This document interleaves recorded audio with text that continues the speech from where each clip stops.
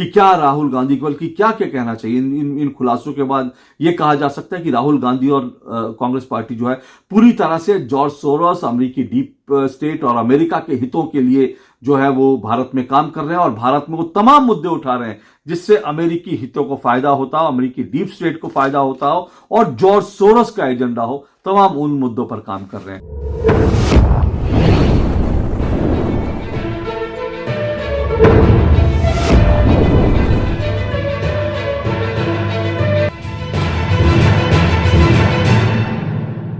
भारत का विपक्ष और भारत के नेता प्रतिपक्ष राहुल गांधी हाईजैक कर लिए गए हैं। भारत विरोधी ताकतों ने भारत की विपक्षी पार्टी कांग्रेस को और राहुल गांधी को हाईजैक कर लिया है। राहुल गांधी और कांग्रेस पार्टी पूरी तरह से भारत विरोधी ताकतों के शिकंजे में है। आप ये सोचेंगे कि मैं ये बात क्यों कह रहा हूं, किस आधार पर कह रहा हूं। आपने देखा होगा कि गुरुवार को संसद में जो है बड़ी जोरदार बहस हुई। संसद में एक तरफ कांग्रेस जब ये पूरा नारा लगा रही थी कि अडानी और मोदी एक हैं और एक रहेंगे, सेफ रहेंगे, अडानी के मुद्दे पर प्रदर्शन कर रही थी। ठीक उसी वक्त, जी हां, ठीक उसी वक्त जो है बीजेपी के तमाम सांसद और बीजेपी के जो फायर ब्रांड सांसद हैं वो एक एक करके फैक्ट रख रहे थे, तथ्य संसद के पटल पर रख रहे थे कि कैसे एक OCCRP नाम की जो एक पत्रकारों की संस्था है, जो एक स्वतंत्र संस्था होने का दावा करती है, कैसे दरअसल वो अमेरिका की डीप स्टेट, अमेरिका के जो है वहां की सरकार और दूसरी तरफ जॉर्ज सोरोस की कठपुतली है और कैसे उनके इशारे पर राहुल गांधी नाच रहे हैं। इसको लेकर सिलसिलेवार तरीके से राहुल गांधी पर अटैक हुए। न सिर्फ संसद में अटैक हुआ बल्कि संसद के बाहर भी अटैक हुआ। यहां तक कि संबित पात्रा जो बीजेपी के सांसद हैं, प्रवक्ता हैं, उन्होंने बाकायदा प्रेस कॉन्फ्रेंस के अंदर यह भी कह दिया कि राहुल गांधी जो है वो गद्दारी कर रहे हैं, वो गद्दार हैं, वो देशद्रोही, इस तरह की उन्होंने शब्दों का इस्तेमाल किया। कि पहली बार ऐसा है कि बीजेपी ने राहुल गांधी पर इतना करारा प्रहार किया है।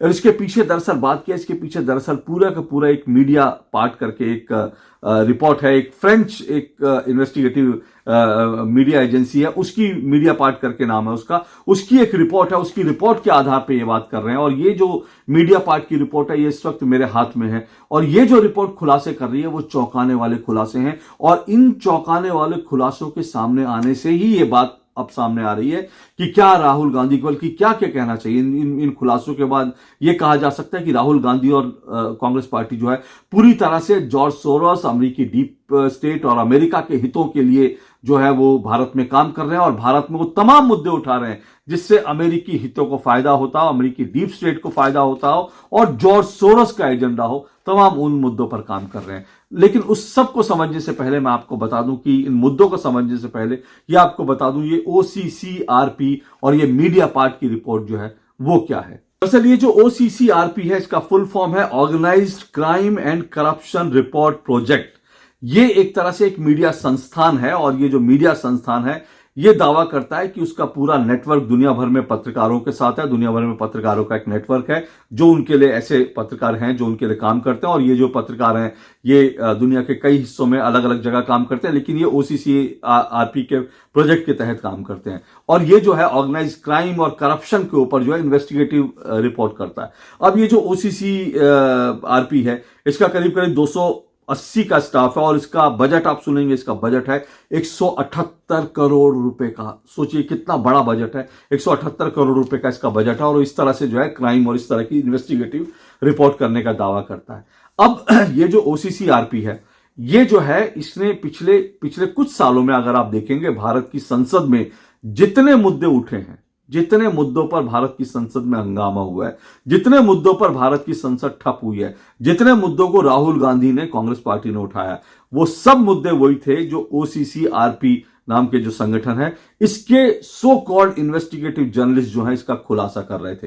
अब वो कितनी इन्वेस्टिगेशन थी, कितनी सच थी, इसको लेकर के मैं अभी बात करूंगा, लेकिन ये समझ लीजिए कि जितनी रिपोर्ट थी, अब इसमें आप एक एक करके उठाना शुरू करें। पेगासस आपको याद होगा, ये आरोप लगाया कि इजराइल का पेगासस एक है, वो भारत के कई पत्रकारों और नेताओं के फोन में जो है वो उसको डाल करके उनका फोन टैप किया जा रहा है। पूरी संसद इस पर ठप हो गई पेगासस के मुद्दे पर और नहीं चला। अब वो पेगासस के मुद्दे पर जब नहीं चला तो उसके बाद जो है अचानक से जो है ये चीज हुई और फिर क्या हुआ कि फिर उसकी जांच बैठी। सुप्रीम कोर्ट ने उसके ऊपर एक टेक्निकल कमेटी बना दी। उस टेक्निकल कमेटी ने जांच की, करीब 25 से 30 मोबाइल फोन्स की जांच की गई, लेकिन कहीं पर भी टेक्निकल कमेटी को वो पेगासस नहीं मिला, जिन्होंने कई लोगों ने जिन्होंने आरोप लगाया था। लेकिन एक इसमें इंटरेस्टिंग बात यह भी है कि राहुल गांधी और कई पत्रकार जिन्होंने कहा था हमारे फोन में भी पेगासस है, उन्होंने अपना फोन जांच के लिए जांच कमेटी को दिया ही नहीं। अब यह भी बड़ा है कि आप आरोप लगाओ मेरे फोन में सरकार ने पेगासस डाल दिया है, लेकिन जांच होगी तो आप अपना फोन दोगे नहीं तो जांच कैसे होगी।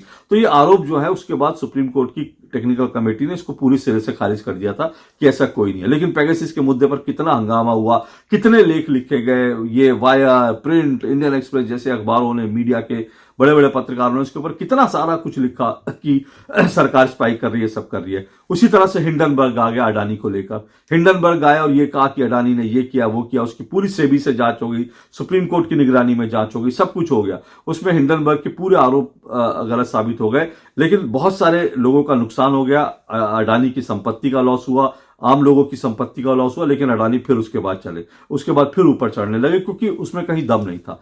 उसके बाद अब अडानी पर एक दो बार और हमले हुए। अब आप देखिए अडानी को लेकर नई नई रिपोर्ट्स आ रही हैं, नई नई चीजें आ रही हैं, नए नए आरोप राहुल गांधी लगा रहे हैं। वो सब ओसीसीआरपी जो है वो जो रिपोर्ट करती है उससे आते हैं। अब आप समझिए ये ओसीसीआरपी जो है इसकी फंडिंग, क्योंकि मैंने कहा कि अगर वो कोई रिपोर्ट करती है तो उस रिपोर्ट के पीछे उसकी मंशा क्या है? क्या उसकी मंशा बड़ी पत्रकारिता का ही मंशा है? क्या वो ईमानदारी से निष्पक्ष होकर ये सब जांच करके रिपोर्ट दे रही है? पर जब इस सवाल की आप जांच करेंगे तो पता चलेगा ये ओसीसीआरपी जो है दरअसल इसकी कोई ये स्वतंत्र संस्था नहीं है, ये कोई स्वतंत्र रूप से काम नहीं कर रही है। ये इसलिए है क्योंकि मीडिया रिपोर्ट ये कहती है कि ओसीसीआरपी की जो 178 करोड़ इसका बजट है, इसका 50% बजट जो है वो अमेरिका देता है। अमेरिका का डीप स्टेट जो है, जिस तरह से वो अमेरिका इसलिए देता है ताकि अमेरिकी हितों को सुरक्षित रखने के लिए ओसीसीआरपी काम करे। अब अमेरिका जो पैसा देता है उस पैसे के कारण अमेरिका की ओसीसीआरपी के एडिटोरियल कंटेंट पर उसकी पकड़ है। वो एडिटोरियल कंटेंट को डिसाइड कर सकता है, वो कौन कौन लोग रहेंगे ओसीसीआरपी में वो ये डिसाइड कर सकते हैं, क्योंकि वो पैसे देता है तो अपनी शर्तें रखता है कि भाई एडिटोरियल कंटेंट वही आएगा, हम जो चाहेंगे हमारे लोग वहां पर रहेंगे, हम जिस तरह के लोग चाहेंगे वैसे रहेंगे। तो इससे आप अंदाजा लगा सकते हो कितना स्वतंत्र रूप से काम कर रही होगी ये संस्था, क्योंकि ये अगर वो पैसे दे रहा है तो अपने हितों के लिए काम करेंगे। अब अमेरिका का हित किसमें है? अमेरिका का हित इसमें है कि भारत जो है लुंज पुंज देश बना रहे, भारत जो है अपनी ताकत पे खड़ा ना रहे, भारत दुनिया की उभरती ताकत ना बने, भारत एक मजबूत राष्ट्र ना बने, भारत में अडानी अंबानी ये जो मल्टीनेशनल कंपनियां हैं ये बड़ी कंपनियां ना बने। सीधा सीधा इनका मकसद यह है कि भारत की जो बढ़ती ताकत है उसको रोकना, क्योंकि अमेरिका यही चाहता है, चीन यही चाहता है। ये ओसीसीआरपी के जो संबंध है अमेरिका से भी है, चीन से भी है। अब आप कहेंगे अमेरिका और चीन में तो मतलब अमेरिका के साथ तो भारत के बड़े अच्छे रिश्ते हैं। बिल्कुल भारत के बड़े अच्छे रिश्ते हैं, लेकिन देखिए अमेरिका में एक स्टेट है, यानी कि जो सरकार है, राष्ट्रपति है, बाकी सब कुछ है। एक स्टेट है, एक डीप स्टेट है, दोनों अलग अलग हैं। स्टेट के साथ आपके कूटनीतिक रिश्ते होते हैं, डीप स्टेट जो है वो अंदर अंदर काम करता है, अमेरिकी हितों के लिए गुपचुप काम करता है, और उसमें अमेरिकी हित नहीं बल्कि कुछ बड़े बड़े परिवार होते हैं, 2-4 बड़े परिवार होते हैं, उनके हित में काम करता है। और वो डीप स्टेट किस तरह से काम कर रहा है वो आप बांग्लादेश में देख सकते हैं। बांग्लादेश में जो पूरा टॉपल हुआ उसको डीप स्टेट का ही पूरा का पूरा बताया जा रहा है। बांग्लादेश में जो सरकार गिरी, मोहम्मद यूनुस डीप स्टेट के आदमी थे, तो उनको वहां पर जो है वहां पर सरकार का मुखिया बना दिया गया। इसी तरह से अब भारत में कहा जा रहा है कि भारत में दरअसल डीप स्टेट के आदमी कौन है? राहुल गांधी। ये कहा जा रहा है डीप स्टेट, जॉर्ज सोरोस, ये जो है ये राहुल गांधी को लाना चाहते हैं। आपको ये भी याद होगा जॉर्ज सोरोस ने तो खुलकर कहा था कि मैं नरेंद्र मोदी को हराने के लिए अपने खजाने खोल दूंगा, और उसने खजाने खोल भी दिए। और आपको ये भी अच्छी तरह से याद होगा कि रूस ने बाकायदा, पहली बार ऐसा हुआ कि रूस जैसे देश ने ऑफिशियली कंट्री की रूस के तरफ से जो है ये आधिकारिक रूप से कहा गया कि उनके पास रिपोर्ट्स हैं, भारत के चुनावों को भारत के बाहर विदेशी ताकतों ने प्रभावित करने की कोशिश की, और भारत के चुनाव को विदेशी ताकतों ने प्रभावित किया। वो आपको नतीजे भी दिखाते हैं, कांग्रेस जिस तरह से बढ़ी, समाजवादी पार्टी जिस तरह से बढ़ी, ये सब चीजें आपको दिखाती हैं। तो ये पूरा डीप स्टेट जो है इस तरह से काम कर रहा है, और भारत में भी जो है डीप स्टेट इस तरह से लगातार काम कर रहा है। और भारत में डीप स्टेट जो है अब भारत को डिस्टेबलाइज करने के लिए, भारत को बांग्लादेश बनाने के लिए, भारत की आर्थिक तरक्की को रोकने के लिए, भारत की सामरिक शक्ति जो है उसको रोकने के लिए, भारत को सामरिक रूप से कमजोर करने के लिए डीप स्टेट लगातार काम कर रहा है। और इसमें जो है ओसीसीआरपी नाम की जो संस्था है वो अमेरिका, डीप स्टेट और जॉर्ज सोरोस के लिए काम कर रही है, और उसके लिए लगातार वो मुद्दे मुहैया करा रहे हैं, वो चाहते हैं कि अडानी को लगातार अटैक करते रहो, मोदी को लगातार अटैक करते रहो, भारत को लगातार जो है कमजोर करते रहो। इस तरह की पूरी साजिशों में लगे और ये पूरा का पूरा जो है, और इसमें जानते हैं कि ये जो OCCRP जो है, ये बाकायदा इसका कई मीडिया ऑर्गेनाइजेशन के साथ संबंध है, बहुत सारे मीडिया ऑर्गेनाइजेशन के साथ इसके संबंध है। अब इसमें मैं अगर पढ़ूं तो ये कहता है कि इसका संबंध जो है New York times, Washington post, guardian, Britain का गार्डियन जो है, और इस तरह के जो है कई सारे, जर्मनी में ली मोंडे, फ्रांस का जो है। अब ये जो तमाम जो आप सोचेंगे जो है Washington post, New York times, guardian, ये तमाम अखबार हैं, इनके बारे में जो विदेशी अखबार हैं, इन सबको अगर आप देखेंगे तो इनकी रिपोर्ट्स किस तरह से भारत में लिंचिंग हो रही है, भारत में मुसलमान सुरक्षित नहीं है, कश्मीर में हो रहा है, कश्मीर में 370 जब हटाया था तो उसके बाद इन्हीं अखबारों ने, जिनके मैंने नाम लिए, जो मीडिया उसकी रिपोर्ट में है, इन्होंने भारत के खिलाफ फेक न्यूज फैलाई, इन्होंने भारत को लेकर के उल्टी सीधी न्यूज छापी। तो ये तमाम एक पूरा का पूरा एजेंडा जो है साफ तौर पर लगता है। लेकिन इनका तो एक एजेंडा हो सकता है, विदेशी ताकतों का एजेंडा हो सकता है, उसमें कोई बात नहीं। लेकिन दुख तो इस बात का है कि ये भारत का पूरा विपक्ष जो है, भारत में कांग्रेस जैसी इतनी पुरानी पार्टी और राहुल गांधी, वो जो है इनके द्वारा हाईजैक कर लिए गए। वो जो चाहते हैं, वो जो रिपोर्ट लाते हैं, उसको ही ये लोग आगे बढ़ाते हैं। इसके अलावा इनको किसी मुद्दे से मतलब नहीं। आप राहुल गांधी के तमाम मुद्दे उठा के देख लीजिए, तो राहुल गांधी वही मुद्दे उठाते हैं जो OCCRP मुद्दे उठाती है, और कांग्रेस भी जो इस पर प्रेस कॉन्फ्रेंस करती है। और अगर आप देखेंगे, इसको लेकर सुधांशु त्रिवेदी ने बाकायदा सिलसिलेवार तरीके से संसद में बात रखी कि बड़ा इसके पीछे एक पूरा का पूरा जो है कनेक्शन आपको दिखाई देगा। एक दिन जो है भारत की संसद का सत्र शुरू होने पर लगेगा, उसके ठीक 2 दिन पहले, 3 दिन पहले, 4 दिन पहले जो है एक OCCRP की एक रिपोर्ट आ जाएगी, अडानी को लेकर, हिंडनबर्ग को लेकर, पेगासस को लेकर, कुछ भी करके एक रिपोर्ट आ जाएगी। कांग्रेस उस पर पहले जो है, कांग्रेस का इकोसिस्टम, कांग्रेस के लोग उसको ट्वीट करेंगे। उसके बाद ट्वीट करने के बाद रात में 2-2, 3-3, अभी जो अडानी का पूरा मामला जो दोबारा ये विवाद हुआ, इसमें तो सुबह के 3 बजे, सोचिए रात के 2 बजे, 2:30 बजे, 3 बजे जो है भारत के एक जो इकोसिस्टम का हिस्सा है, ये जुबेर है और बाकी जो पत्रकार हैं, ये तमाम जो है सुबह से अरफा खानम और ये नकवी, सबा नकवी, ये तमाम लोग जो हैं, इन्होंने कोई 2:30 बजे से, कोई 3 बजे से, कोई 5 बजे से, कोई 6 बजे से जो है ये ट्वीट कर रहे थे। सारा जो वहां से जो मटेरियल आ रहा था उसको ट्वीट कर रहे थे। ये पूरा टूल किट है, इस टूल किट को समझिए। तो पहले ये लोग इस तरह से ट्वीट करके माहौल बनाते हैं, उसके बाद कांग्रेस इस पर प्रेस कॉन्फ्रेंस करेगी, कांग्रेस के प्रेस कॉन्फ्रेंस, संसद को ठप कर दिया जाएगा, संसद में हंगामा होगा। ये आप उठाकर देख लीजिए, कई समय से हो रहा है। मणिपुर का भी जो है पूरा मामला, उसमें मणिपुर के मामले में भी ये डीप स्टेट का एक बड़ा हाथ बताया जा रहा है।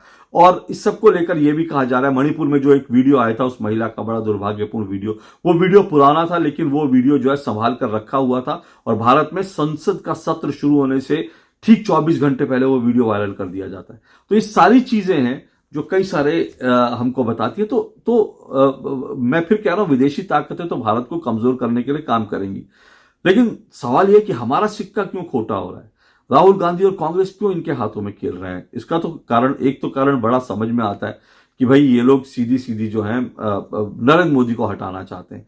अब नरेंद्र मोदी को आप जो है लगातार 3 चुनाव हारे हो, तो आप इसलिए सत्ता में आना चाहते हो। गांधी परिवार को सत्ता की ऐसी आदत पड़ी हुई है कि सत्ता से दूर रह नहीं सकते, तो सत्ता में आना है, तो इसलिए जो है उनको लगता है किसी तरह से वो पब्लिक के सपोर्ट से तो नहीं आ पा रहे, पब्लिक में तो इनकी एक्सेप्टेंस नहीं है, तो वो कोशिश कर रहे हैं कि डीप स्टेट हमारे पीछे लग गया, तो डीप स्टेट की मदद से हम सत्ता में आ जाए।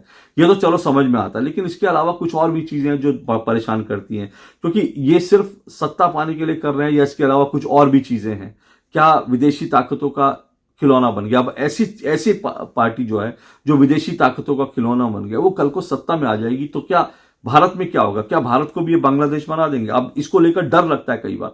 देखिए, ये जो है कांग्रेस को लेकर, कांग्रेस में पहले भी आरोप लगते रहे कि अमेरिकी डीप स्टेट, जॉर्ज सोरोस जैसे लोग जो हैं कांग्रेस के साथ पहले भी रहे, जब पहले सत्ता में थी। तो पहले जब सत्ता में थी तो कांग्रेस ने क्या किया था? अब आप सोचिए, डीप स्टेट क्या क्या चीजें करवाता है।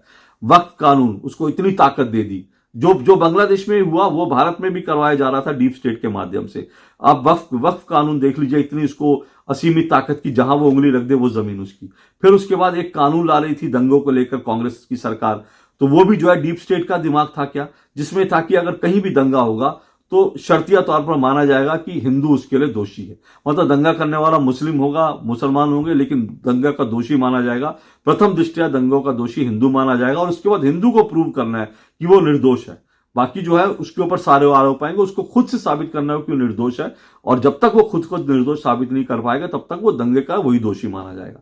इसी तरह से और भी आपने देखा 26/11 का मुंबई आतंकी हमला हुआ, उसको किस तरह से व्हाइट वॉश करने की कोशिश की गई। तो ये डीप स्टेट क्या भारत को बांग्लादेश जो है पहले से बनाना चाहता था? बांग्लादेश तो अब बना, लेकिन ऐसा लगता है कि भारत को बांग्लादेश पहले भी बनाना चाहता और अब भी देख लीजिए जिस तरह के बयान राहुल गांधी और पूरी मंडली देती है हिंदुओं के खिलाफ, तो बांग्लादेश में जो चीज चल रही है वही लगता है कि यहां पर भी डीप स्टेट करना चाहता है, और राहुल गांधी और कांग्रेस के माध्यम से करना चाहते हैं, और ये बड़ा खतरनाक खेल है। अब इसमें एक और जो है, जो राहुल गांधी पर और कांग्रेस पर जो आरोप लग रहा है, उसमें एक बड़ा जो मामला है वो ये भी है कि राहुल गांधी विदेशों में जब जाते हैं तो दरअसल वो जिस तरह की भाषा का इस्तेमाल करते हैं, जिस तरह के लोग उनके आसपास होते हैं, वो सब डीप स्टेट, जॉर्ज सोरोस और अमेरिका के हितों की पूर्ति करने वाले और भारत के खिलाफ जो काम करने वाले वो लोग हैं। और ये तो ठीक है कि राहुल गांधी अमेरिका में गए तो हमको दिख गए कुछ चेहरे, चाहे सुनीता विश्वनाथ हो या बाकी लोग हों जो डीप स्टेट का हिस्सा हैं, जो अमेरिका में जमात इस्लामी के लिए काम करते हैं, वो जमात इस्लामी जो भारत को तोड़ देना चाहती है, जो जो जो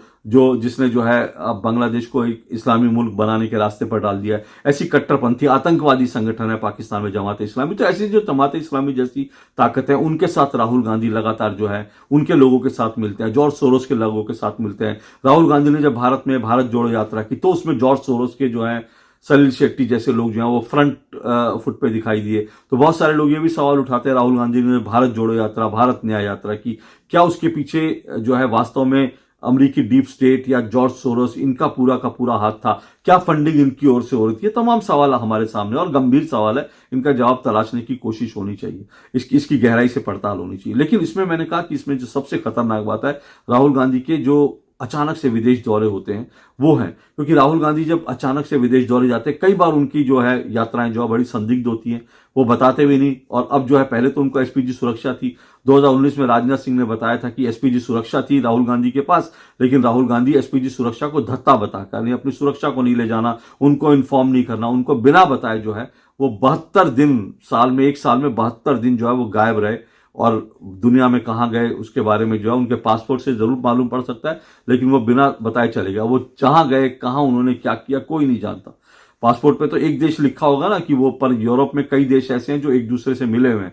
पासपोर्ट एक देश का होगा, इटली का होगा, लेकिन इटली से फिर जो है यूरोप का जो टूर करना वो कितना आसान होता है, जो है जो वो वीजा भी जो है आप जानते हैं, इस तरह से जो है यूरोपीय देशों का एक वीजा मिलता है। तो इस पासपोर्ट से देख के उस तरह से बहुत अंदाजा लगाना भी बड़ा मुश्किल है। लेकिन अगर पासपोर्ट से अंदाजा लगा भी लोगे तब भी क्या, जब वो जाते हैं, जिन देशों में जाते हैं उन देशों में किन से मिलते हैं, ये सब चीजें तो नहीं खुलती ना। और यही सबसे बड़ा रहस्य की बात है कि वो कहाँ जाते हैं, किन से मिलते हैं।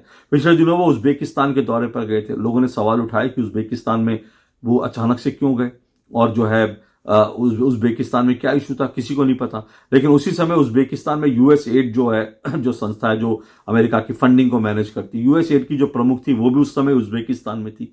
तो क्या, और उसके बाद जो है क्या वहां पर कोई मीटिंग हुई है दोनों के बीच, क्या वहां से कोई फंडिंग की बात हुई है, किसी चीज के लिए फंडिंग हुई? क्योंकि वहां से उज्बेकिस्तान से आने के कुछ दिन बाद ही अडानी पर अटैक शुरू हो गए। तो ये सारी चीजें हैं, क्या उसके लिए यूएस एड की तरफ से कोई फंडिंग हुई थी, क्या उसकी प्लानिंग हुई थी, क्या प्लॉटिंग हुई थी? ये तमाम चीजें हैं जो बहुत सारे शक पैदा करती हैं। और अब जबकि मीडिया पार्ट की रिपोर्ट आ गई है और ओसीसीआरपी जो है वो पूरी तरह से एक्सपोज हो गया, तो मुझे लगता है कि अब ये समझना चाहिए कि कांग्रेस कहती है कि मोदी और अडानी एक है, लेकिन यहां पर लगता है जॉर्ज सोरोस और राहुल गांधी एक है, और दोनों जो हैं मिल करके भारत को किसी भी हद तक जाकर नुकसान पहुंचा देना चाहते हैं। और भारत का नेता प्रतिपक्ष इसमें शामिल है इस खेल में। यह अपने आप में बड़ा दुर्भाग्यपूर्ण है। राहुल गांधी जी, सत्ता की ऐसी भी क्या बेचैनी है, सत्ता में की ऐसी भी क्या भूख है कि आप किसी के भी एजेंडे पर काम करने लगेंगे, भले उससे भारत को कितना नुकसान हो। इस बात को सोचिएगा जरूर। आज के लिए इतना ही। नमस्कार।